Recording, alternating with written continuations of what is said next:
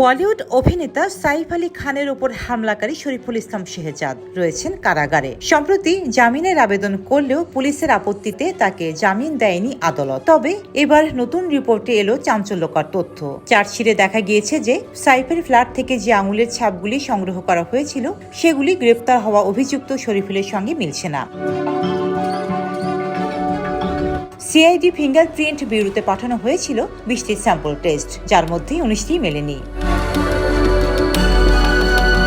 মঙ্গলবার 15 এপ্রিল ভারতীয় গণমাধ্যম সূত্রে জানা যায়, অভিনেতার আবাসন থেকে পাওয়া কিছু আঙুলের ছাপের সঙ্গে মিলছে না অভিযুক্তের আঙুলের ছাপ। পুলিশ সূত্রে ভারতীয় মিডিয়া জানাচ্ছে, অভিনেতার বাথরুমের আলমারির দরজার হাতল সহ একাধিক জায়গা থেকে আঙুলের যে ছাপগুলি পাওয়া গিয়েছে তার সঙ্গে শরীফুলের আঙুলের ছাপের মিল নেই।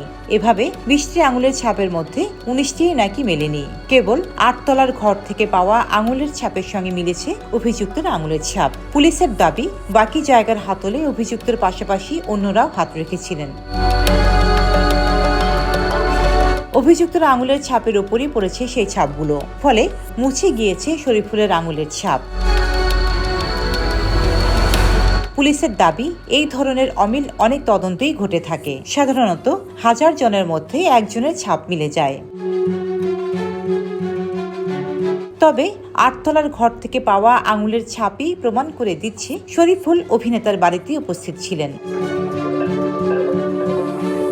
পুলিশের চার্জশিটে আরও বলা হয়েছে, বাংলাদেশ থেকে আগত শরীফুল তার পরিবারের কাছে অবৈধভাবে এক আত্মীয়র মাধ্যমে টাকা পাঠাতেন।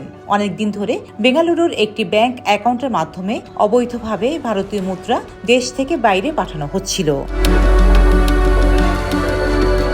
রোজিনা রোজি, দেশকাল নিউজ।